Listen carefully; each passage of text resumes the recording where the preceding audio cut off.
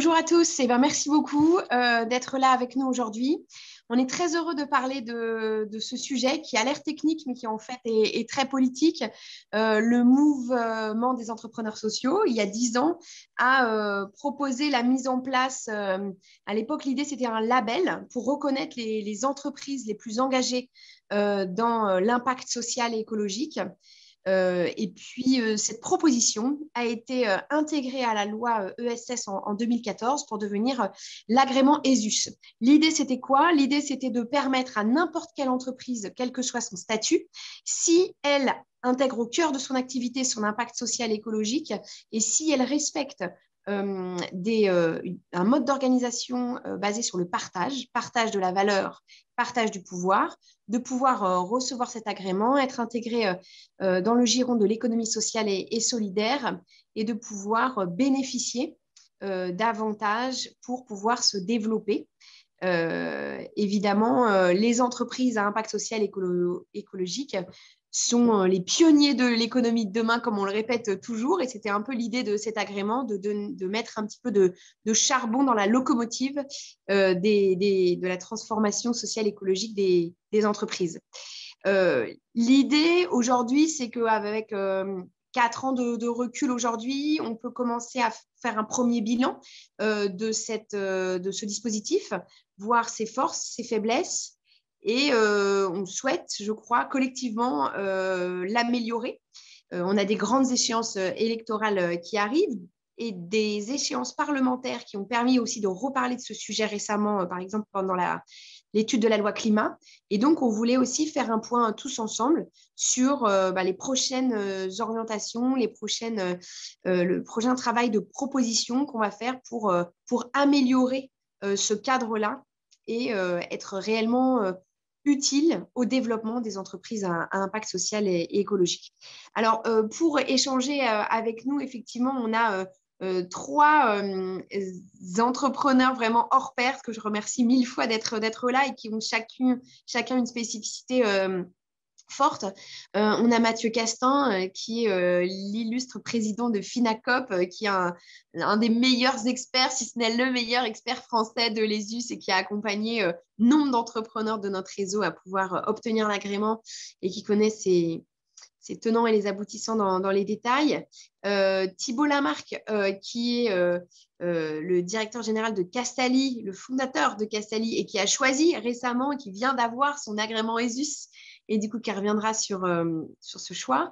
Et puis Luc de Gardel, qui non seulement dirige 2 grosses entreprises d'insertion dans l'Est, mais en plus est le président de la Fédération des entreprises d'insertion, avec laquelle on travaille vraiment main dans la main pour améliorer cet agrément, et ce depuis des années.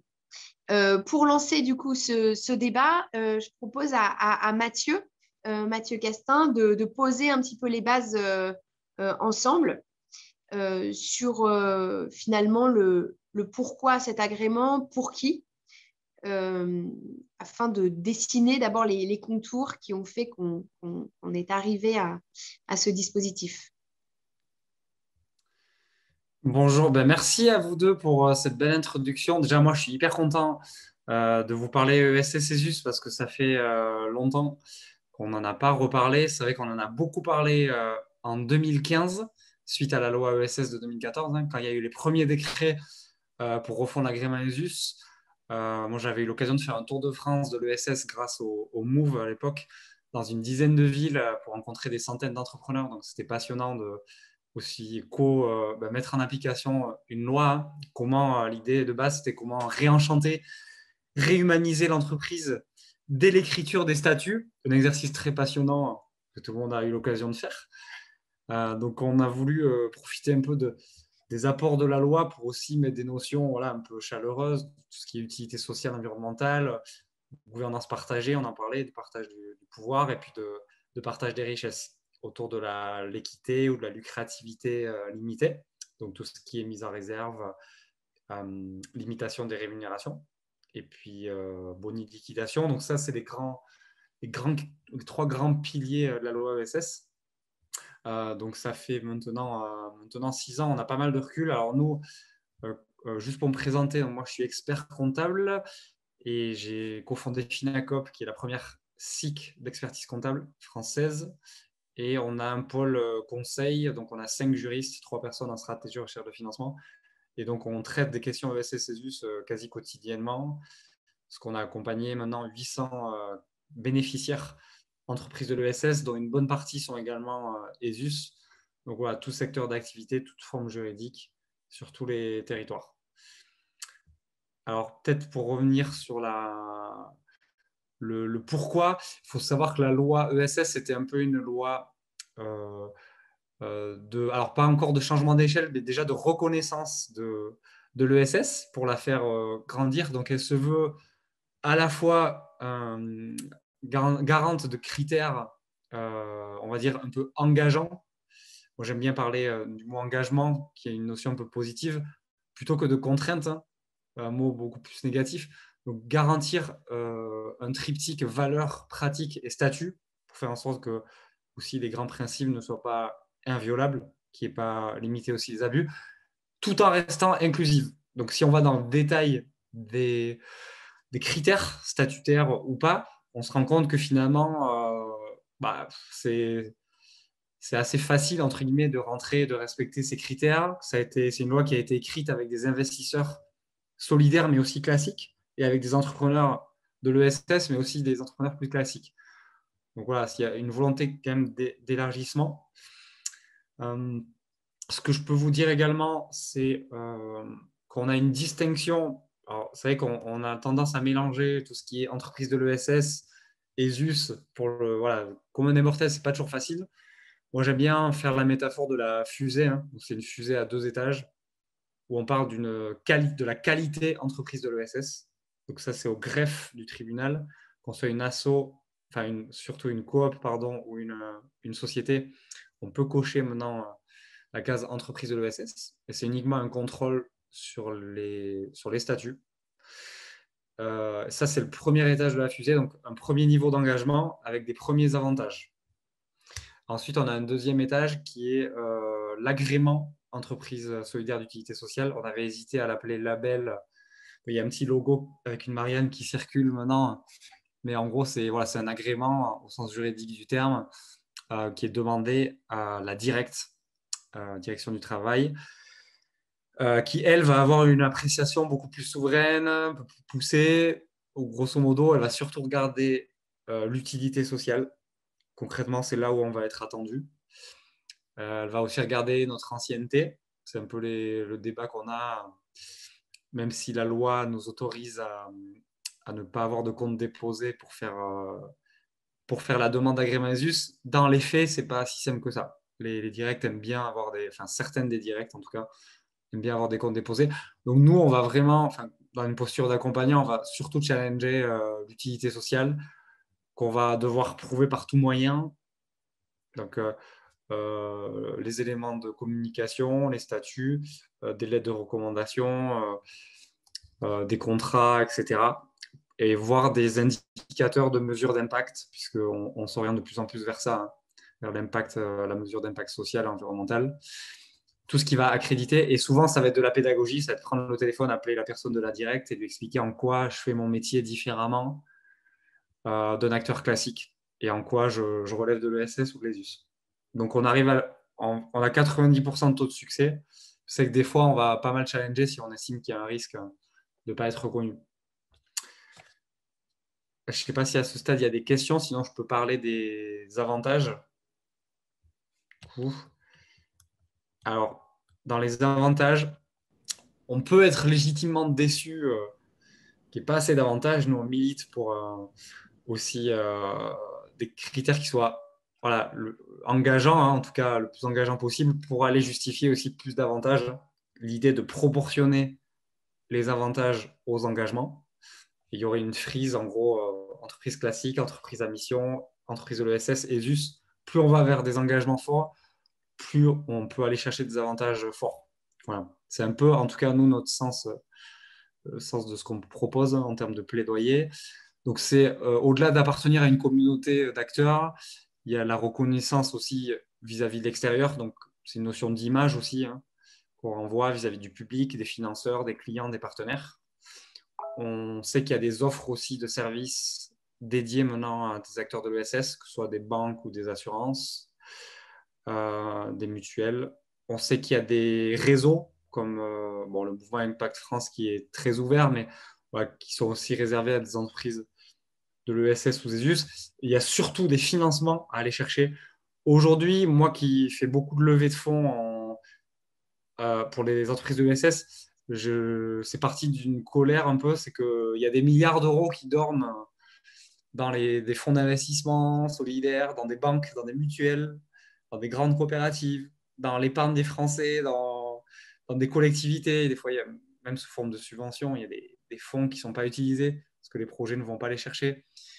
Et tout ce qui va permettre, voilà, de dire on fait partie de la famille de l'ESS, etc. Et on le prouve en pratique. Et on se donne les moyens d'aller chercher ces fonds-là. Et pour ça, ça veut dire un business plan, ça veut dire potentiellement être accompagné pour ne pas perdre de temps, cibler les bons fonds et aussi montrer que sur les fonds aussi attendent souvent des équipes minimum voilà, solides et sincères avec une ambition, un modèle économique. Et dès lors qu'on a prouvé ça, moi j'estime qu'on peut facilement lever des fonds en France dans la finance solidaire. Voilà. Et qu'aujourd'hui, ils sont trop peu utilisés. Donc derrière, ça veut dire subvention, renforcer le mécénat pour ceux qui ont des structures non lucratives d'intérêt général, aller chercher des fonds propres, quasi-fonds propres, emprunts bancaires et des garanties d'emprunt aussi. Parce qu'en France, on a la chance de pouvoir entreprendre sans garantir sa maison. Donc c'est dommage de ne pas en profiter et de ne pas emprunter. Mathieu, c'est Thibaut, Ouais. je te pose une petite question. Moi, j'ai l'impression quand même que ces fonds qui sont fléchés vers l'ESS et les ESUS, ils sont aussi ouverts à des entreprises à impact qui n'ont pas d'agrément. Est-ce que tu l'as Ouais. constaté aussi? Ouais, alors moi, ça fait 3-4 mois que je me rapproche de tous les fonds qui soient solidaires, donc les fonds historiques, ou les nouveaux fonds qui se lancent un peu tous les jours en ce moment, hein. Donc on parle de finances responsables, on parle de finances vertes, de finances durables, de finances à impact. Il n'y a pas un jour qui se passe sans qu'il y ait un nouveau fonds qui se lance. Et en effet, il y a une ouverture de toutes les parties sur à minima les entreprises ouais, à mission. Et puis ESS et ZUS, là, c'est plus pour les fonds solidaires ou ceux qui connaissent. Mais il peut y avoir des préjugés aussi de fonds plus classiques, à se dire le ESS et ZUS, c'est beaucoup trop contraignant. Et moi qui discute beaucoup avec ces fonds-là, en fait, très vite, on arrive à casser aussi les préjugés. Quand on discute, ah ben, regardez, il n'y a pas de limitation sur les plus-values, regardez les mises en réserve, dès lors qu'on a atteint un plafond de réserve, eh bien, on peut tout distribuer. Une partie en année N et une autre partie en N plus 1 parce qu'on aura fait du report à nouveau. Et là de suite, ça fait tomber un peu baisser un peu la garde. Voilà. Donc, en effet, je te rejoins. Je te rejoins sur les fonds. On n'est pas dans l'exclusivité Voilà, ESS. c'était en fait tout l'intérêt normalement de l'ESUS au départ, d'avoir accès à des financeurs spécifiques et plus patients et plus de financeurs et sur des taux plus intéressants. La situation fait que c'est quand même voilà, un avantage beaucoup plus réduit que ce qu'on pouvait imaginer à un moment, à partir du moment où effectivement les taux d'intérêt sont très bas, puis il y a une explosion de la finance d'impact.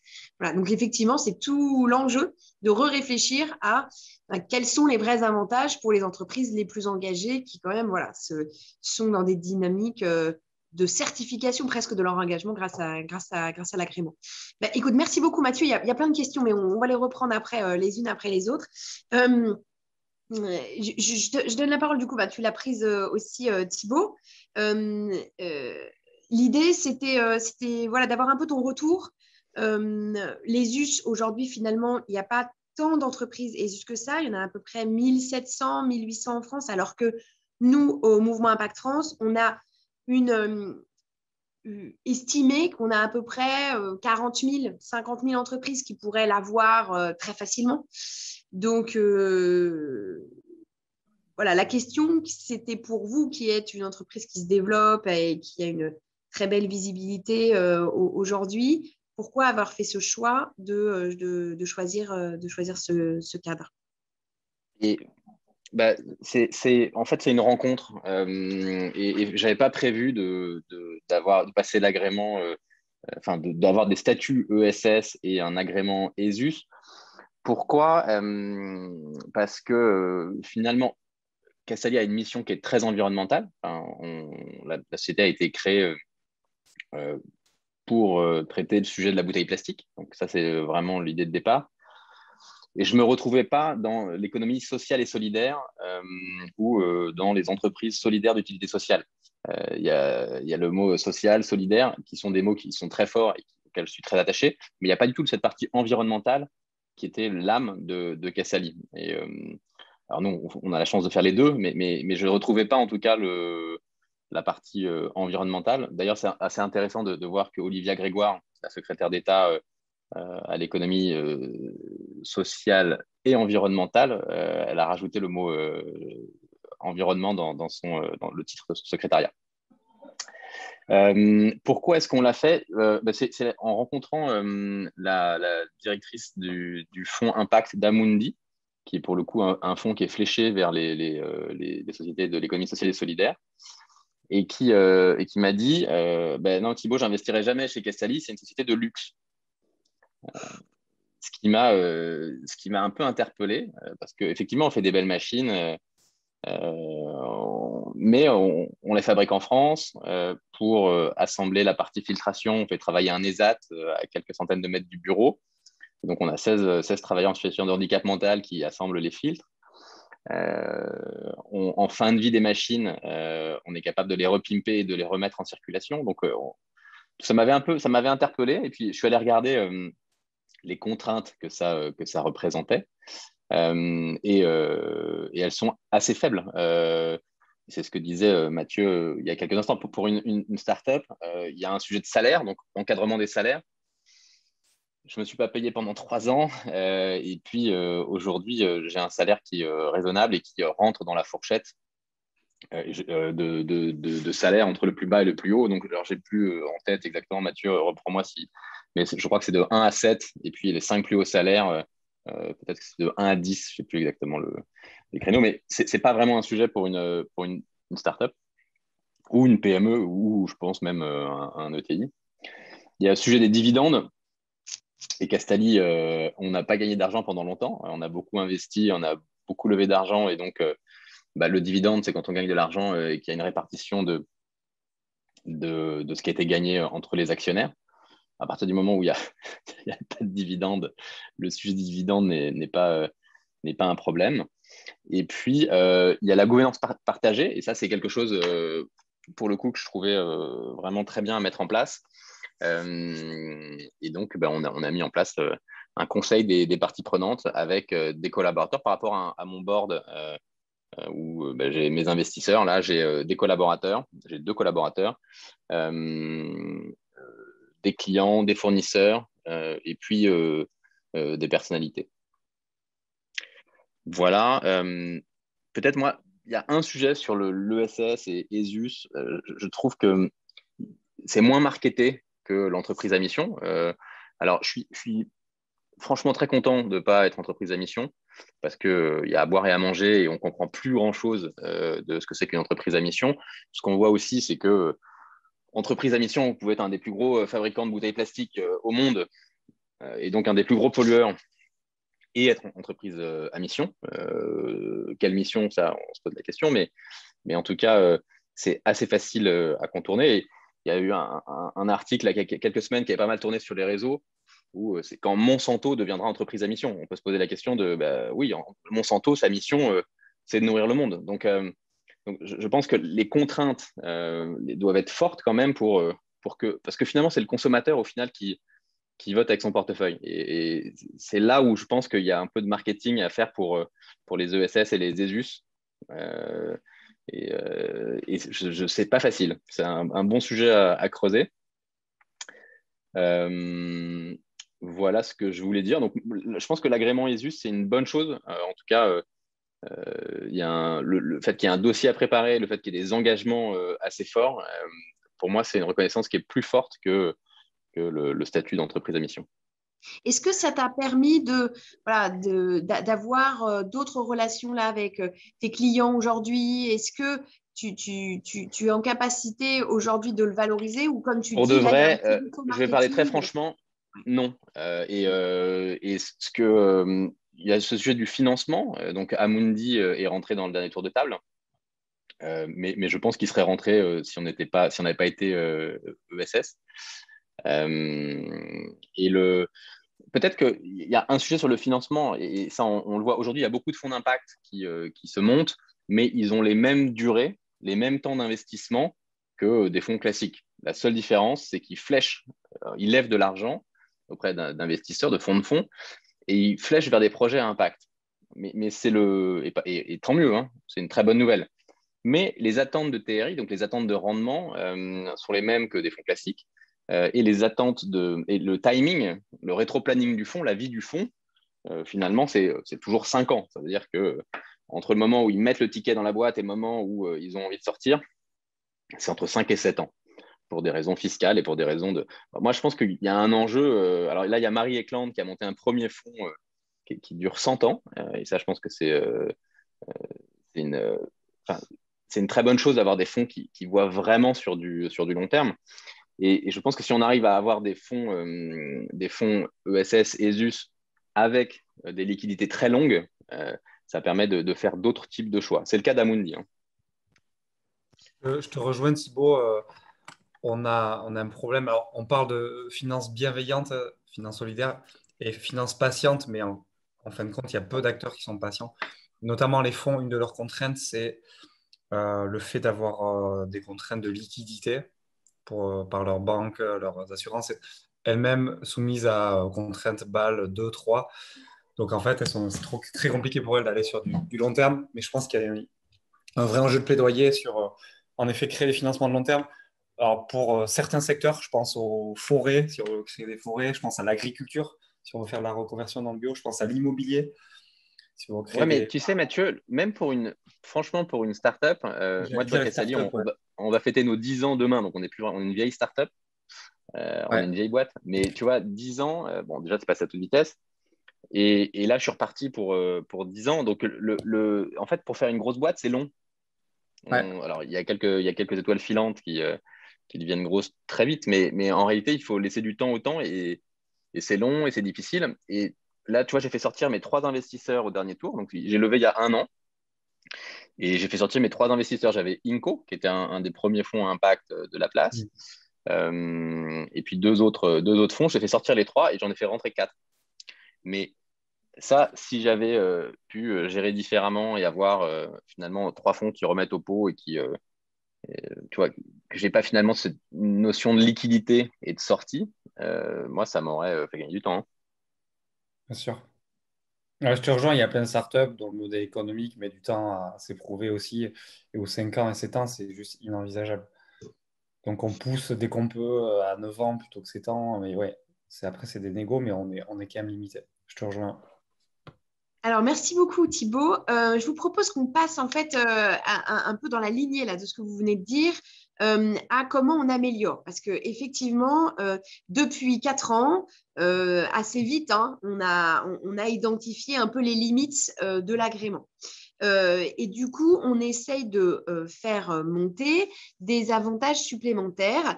Et là, c'est tout l'enjeu d'en parler un peu ensemble.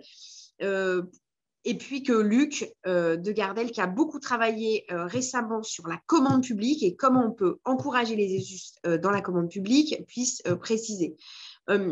Moi, pour vous dire rapidement, ce sur quoi on a travaillé depuis 4 ans, c'est les jeunes ESUS. En gros, on s'est rendu compte qu'il y avait un dispositif hyper intéressant pour les jeunes entreprises innovantes qui fait que tous les salariés sur l'innovation technologique, scientifique de ces entreprises n'ont pas de charge, n'ont pas de cotisation sociale pendant 7 ans.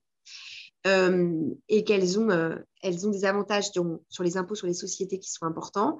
Et donc, du coup, on s'est dit, tiens, en face, pour soutenir l'innovation sociale et écologique, qui est finalement l'apanage, en gros, des entreprises agréées-ESUS, est-ce qu'on ne pourrait pas, en lumière, avoir des avantages à l'image de ce statut de jeune entreprise innovante? Donc, baisse des charges pour les salariés sur les 5-7 premières années, voire accès au mécénat. Parce qu'on voit que voilà, les us, potentiellement, c'est voilà, des contraintes de départ qui pourraient permettre de dire oui, par exemple, sur les 5 premières années, on pourrait avoir accès aux dons.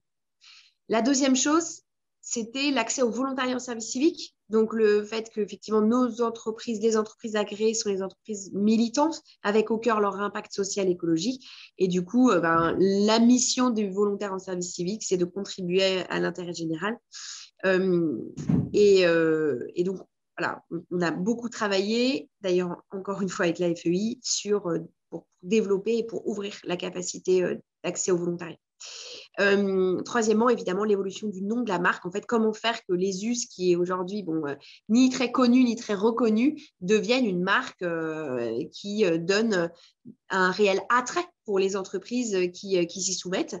Et donc, à minima, on avait proposé que l'agrément change de nom, devienne entreprise à impact social et écologique, pour positionner que les entreprises pionnières les plus engagées sont les entreprises à impact. Et puis voilà, on a proposé plusieurs campagnes de communication à l'image de ce que peuvent faire l'artisanat, ou enfin, voilà, des campagnes de communication publiques ou semi-publiques. Et puis, évidemment, depuis 4-5 ans, on travaille sur la commande publique avec des acteurs nationaux et des acteurs locaux. Et là, je donne la parole à Luc, que je remercie d'être là avec nous pour un peu expliquer, expliciter tout le travail qui est fait en ce moment, notamment sur la loi climat, pour ouvrir une brèche et renforcer une prépondérance, un avantage particulier pour les entreprises ESUS dans la commande publique. Oui, merci, bonjour à tous. En fait, le principe de base, c'était, moi je suis aussi ESUS pour une de mes boîtes, pourtant on fait de l'insertion ou du entreprise adaptée pour des personnes handicapées ou entreprise d'insertion pour des structures d'insertion, et ça paraît assez logique pour nous d'être ESUS, il y a une utilité sociale assez claire, et pourtant l'ESUS peut être aussi exigeant en effet de tout ce que tu disais Thibaut sur la gouvernance, le salaire et ainsi de suite. Bon, en général, chez nous, les salaires, ça ne pose pas trop de problèmes, on n'est pas les mieux payés du monde, mais après, bon voilà, c'est plus facile pour nous en effet d'être ESUS et puis de se réclamer de l'ESS. Et la seule boîte que j'ai transformée, pour laquelle j'ai demandé un agrément ESUS, c'était parce qu'il s'est pris à la région tout d'un coup de conditionner ses aides à l'investissement à l'obtention d'un agrément ESUS. Si, c'est quand même un peu maigre pour finalement, moi, ça ne m'apporte pas grand-chose l'agrément ESUS parce qu'il ne fait que traduire, en tout cas dans nos entreprises, la vocation et les convictions qu'on a chaque jour. Et c'est un peu con, pardon, excusez-moi, c'est un peu dommage de s'en arrêter là et de se dire que à partir du moment où il y a quand même des choses il faut quand même bien cadrer les choses parce qu'aujourd'hui, l'ESS, certains connaissent un peu ma position, mais c'est un peu, c'est bien et on est de plus en plus nombreux et on sait de moins en moins ce qu'on fait parfois tous ensemble, mais c'est quand même pas mal. Et l'agrément ESUS a cet avantage de pouvoir cadrer au moins des règles claires et précises sur la gouvernance, la rémunération et puis la répartition des dividendes. Et puis l'utilité, bien sûr, de l'entreprise.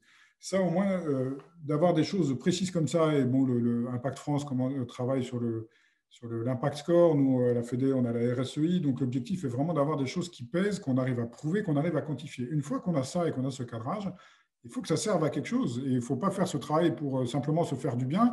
On se fait du bien parce qu'on fait tous les jours, pas forcément par les contraintes qu'on se donne. Donc, si on se contraint à un certain nombre de choses, il faut qu'à un moment donné, ça paye et qu'on nous reconnaisse sur les territoires et dans toutes nos activités économiques et autres pour ce qu'on est, c'est-à-dire des acteurs de territoire, des acteurs qui prennent soin de leurs salariés, qui prennent soin de leur économie, qui prennent soin d'un tas de choses, de leur environnement, bien sûr, et qu'à partir du moment où on a cette plus-value sur nos territoires, il faut que ça puisse être pris en compte. Donc, c'est un petit peu là-dessus qu'on est parti pour construire les amendements qu'on a travaillé avec la Fédération des entreprises d'insertion sur la loi climat.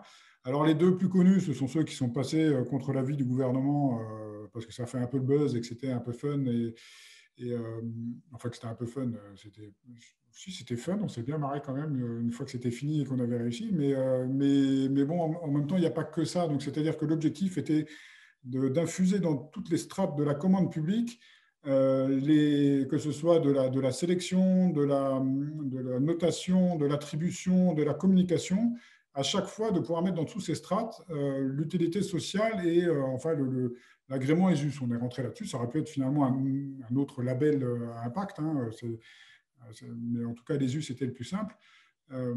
Et puis de pouvoir valoriser cet engagement qu'ont les entreprises. Donc là, il y a en effet ce qu'on disait, celui de confier, de pouvoir confier directement ou indirectement. Donc soit je suis une entreprise ESUS et je remplis la condition, soit je suis une entreprise classique et je sous-traite à une entreprise ESUS 5% des marchés de la commande publique. Donc à savoir, les marchés de la commande publique, c'est 200 milliards d'euros. Hein. Donc 5%. Ça fait un petit 10 milliards d'euros, c'est toujours bon à prendre, c'est pas mal. On était à 40%. Pour 1700 entreprises, ça fait un beau chiffre d'affaires par entreprise. Ouais, c'est pas mal, mais l'objectif, c'est d'arriver, comme disait Caroline, il y en a 50 qui pourraient être facilement ESUS. Je pense que si on se donnait un peu de mal, on pourrait être plus de 200 000. C'est là où ça devient intéressant. Et puis, c'est pour ça qu'on était passé on a commencé par 40% de la commande publique, mais on s'est dit que 80 milliards, ça faisait peut-être un peu beaucoup. Donc, on a commencé un peu tranquillou à 5%. Mais après, il y a aussi d'autres amendements qu'on compte bien faire passer. Ça a fait un peu débat à l'Assemblée. Donc, à un moment donné, il fallait arrêter de mettre la pression. Donc, on n'a pas, les députés ont préféré laisser tomber un peu les autres, mais bien sûr, on n'a pas abandonné. Et notamment, ce qu'on appelle la bonification ou la préférence. C'est-à-dire qu'à partir du moment où 50% du marché est sous-traité ou réalisé par une entreprise qui a un impact positif sur son territoire, donc est juste aujourd'hui, pourquoi pas autre chose demain, on peut la favoriser à offre égale. On peut dire, OK, vous avez la même offre technique, vous avez la même offre économique, je vais préférer l'entreprise qui se donne du mal pour agir sur son territoire d'une manière saine et qui encouragera celle qui ne l'a pas eu à faire la même démarche. Et puis après, aussi de la bonification, de pouvoir dire, je donne des points supplémentaires, parce que c'est quand même assez rare d'être à l'équivalent tarif et c'est plus philosophique, un tarif et les conditions techniques. Hein, c'est quand même, je pense que c'est jamais arrivé dans l'histoire, donc c'est plus philosophique. Par contre, la bonification, elle, clairement, on va dire, je vais attribuer 5 points de plus à une entreprise qui a un impact positif sur son territoire. Il y en a d'autres sur la réservation des marchés de concession, ce genre de choses, mais voilà, vous avez bien compris, l'objectif, c'est à chaque fois aussi de pouvoir communiquer aussi, chaque collectivité publique va devoir communiquer sur quelle part elle a confiée à des entreprises d'utilité sociale sur son territoire. Voilà, Luc, je ne sais pas. Je me permets juste, je ne sais pas si tu rencontres le problème, mais nous, sur des appels d'offres publics, le critère numéro 1 de tous les appels d'offres, c'est le prix. Et donc, on se retrouve avec des concurrents chinois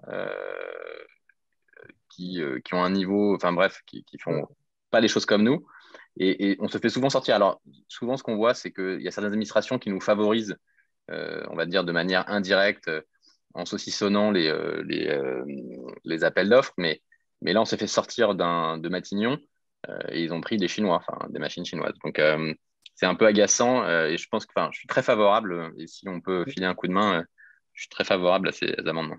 C'est pour ça qu'il y a des amendements philosophiques qui visent à changer la notion du moins 10 ans. C'est-à-dire que nous, entreprises de l'ESS ou ESUS ou inclusive, on a mieux à dire que le moins 10 ans. Et c'est un peu le message. Et à un moment donné, tout le monde nous dit « mais c'est génial ce que vous faites, c'est très bien, purée ». Alors nous, encore en plus, on embauche des gens handicapés, des gens qui sont loin, mais on est aussi de l'économie sociale et solidaire simplement.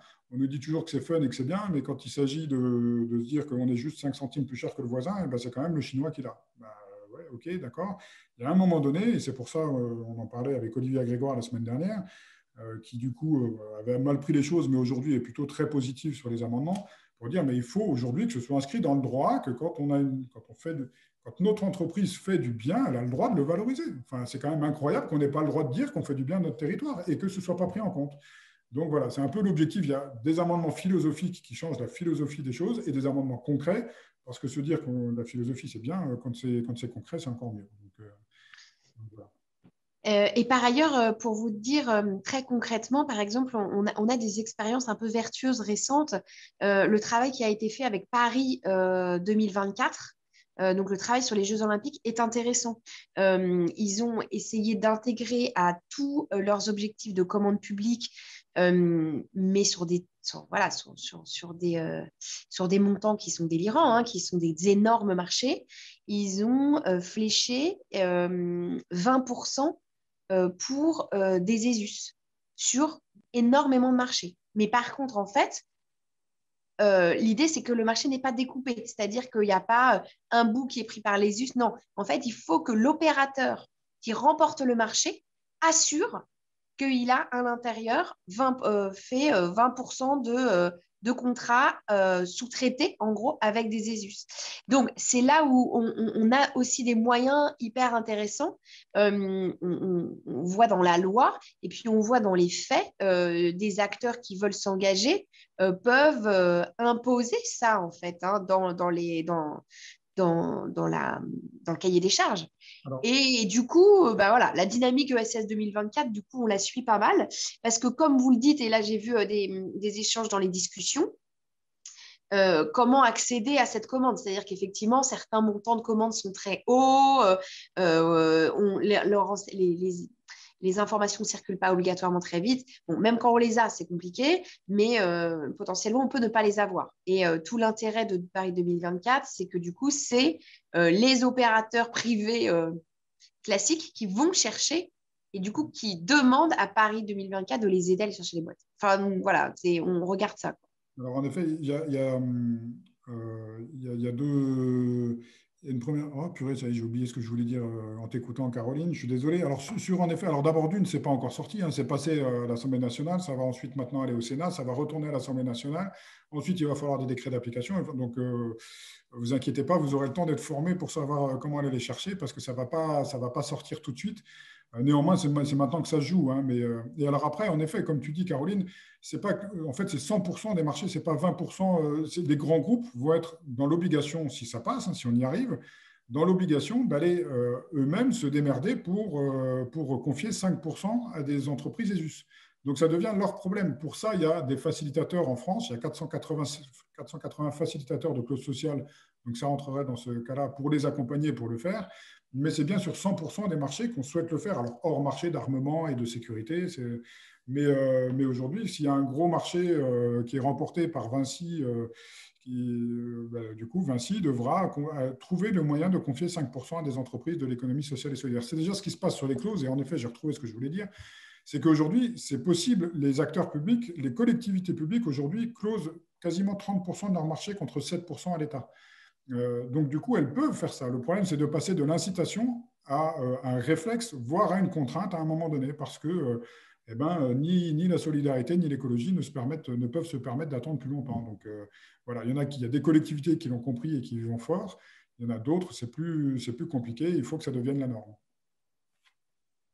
Écoutez, merci beaucoup là pour ces prises de parole, je crois, hyper claires. Maintenant, un peu la parole. J'ai du coup ouvert l'écran pour vous proposer de poser vos questions et pouvoir échanger tous ensemble. Il y a beaucoup de choses qui sont passées aussi sur la discussion écrite. Donc, on a essayé d'y répondre au fur et à mesure. Mais on peut reprendre les questions qui n'auraient pas été approfondies ou finalisées.